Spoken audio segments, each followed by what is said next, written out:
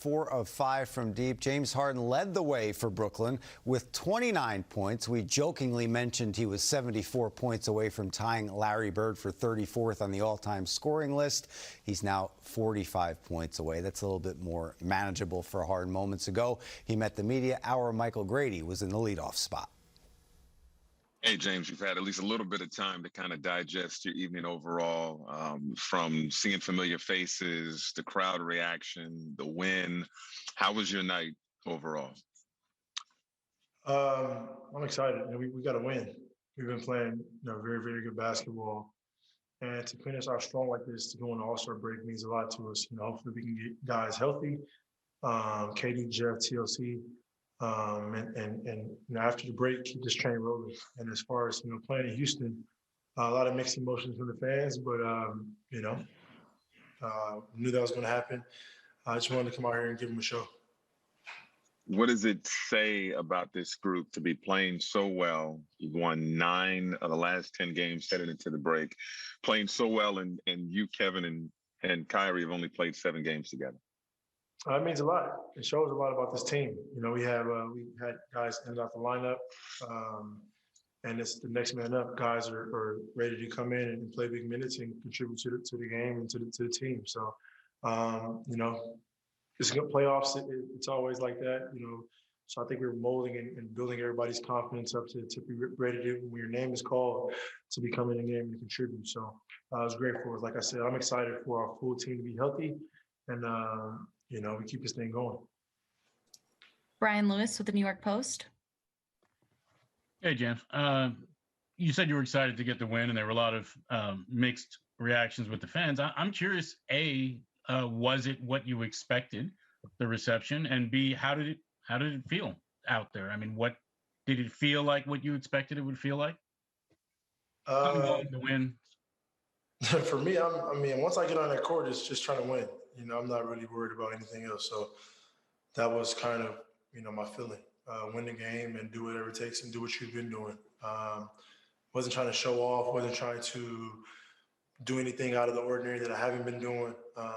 Tonight I got a little, carried away with some loose turnovers. But other than that, just playing my brand of basketball and the way we've been playing as a team, and trying to get a win. Alex Schiffer with The Athletic. Hey, James, the news came out yesterday that Houston's going to retire your number 13 at some point. Do you remember how you found out and what your reaction was when you found out? On the internet. But my reaction was, hopefully I did something right.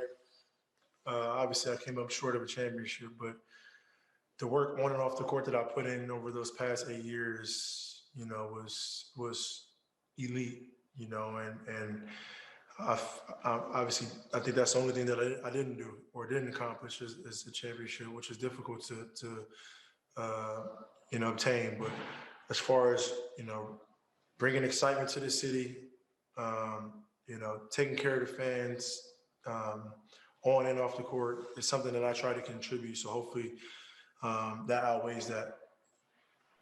Christian Winfield with the New York Daily News.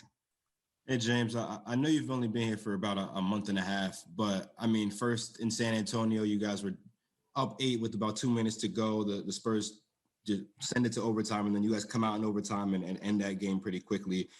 Then tonight, the Rockets cut the 23-point lead down to 10. You guys go on an 8-0 run, then they cut that lead back down to 10 in the fourth quarter, and you guys blow it open. Have you seen any growth in the way the team responds to opposing teams going on runs from the moments that you got here to now? Yeah. When it's time to lock in and time to focus, we do that. Obviously, being up so many points, it's natural just to get comfortable and relax a little bit. And then some teams like San Antonio, go on runs and play good defense and make shots. So, give those teams credit. But I think for us, we know what we're trying to accomplish, and we know our positioning on the court on both ends of the ball. And so when we're not doing that, we have to get back to that fast. And we've done a really good job of that. So adding KD back, adding Jeff back, adding TLC back is going to bring more excitement, and it's going to have a lot more fresh legs. Christy Reichen with the Associated Press.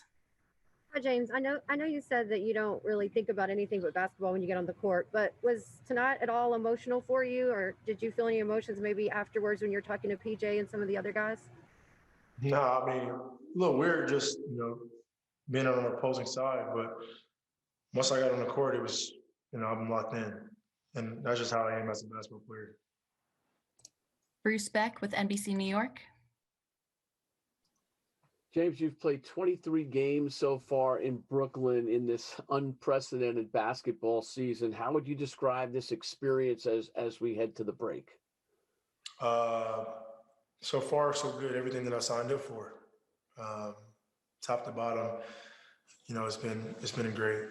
And adversity has hit us as far as not missing any games. So we've been playing every other day, schedule wise, and then we're affected by injuries, guys in and out of lineups, crazy weird things happening. But I think we fought through adversity, and we're in a really good position. So now we've kind of known each other. We know each other a little bit better.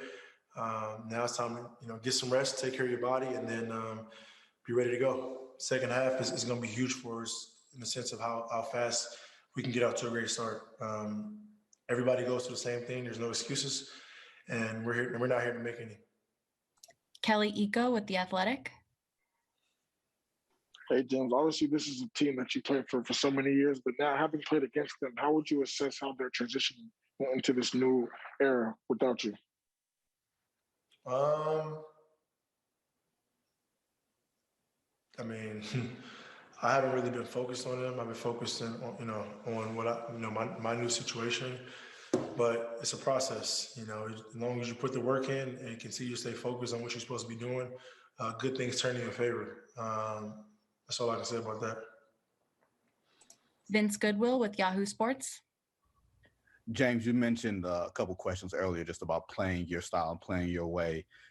Just out of curiosity, is it more freeing playing that way when you don't have to have the responsibility of being the number one guy where there's other franchise players there? Is there, like, compared to maybe a burden of being the franchise guy, the only franchise guy like you were in Houston? What was the question? Is it more freeing, not having the responsibility? This league is tough no matter what.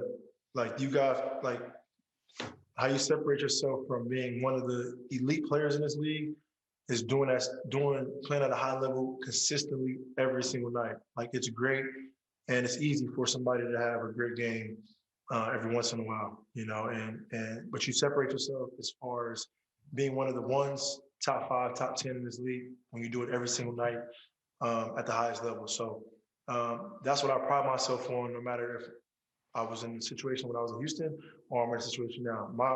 My thought process is trying to play well every single night and trying to make an impact on the game every single night. Mark Medina with USA Today. Hey, James, Steve praised your leadership style ever since you got here. What's been your approach with that overall? The same. It's just I get credit now, and previously I wasn't getting credit. Same leadership. I've been the same person. Haven't changed not one bit.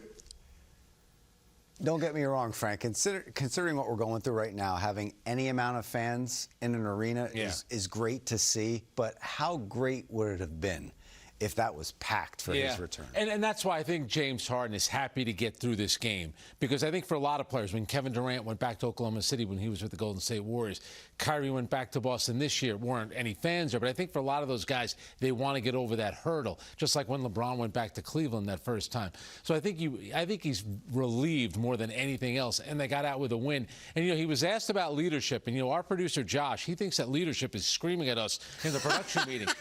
I mean, that's one form of it, but leadership from James Harden is that he goes out there and he plays hard, he passes the ball. If you run the floor, I will fine you. That is an example of leadership. Every time the referee throws the ball up, James Harden is on the court ready to play. That's leadership. He's yelling again, right? Josh is yelling at me to go to break. He's always yelling. He yells a lot. He's scared. I have to go to break, Frank. I'm sorry. Josh is screaming. Kyrie Irving, he had a great game tonight as well, 24 points. James Harden, he did his thing in his former stomping grounds. When we come back, Frank and I will look at the first half and look ahead to the second half. That's next on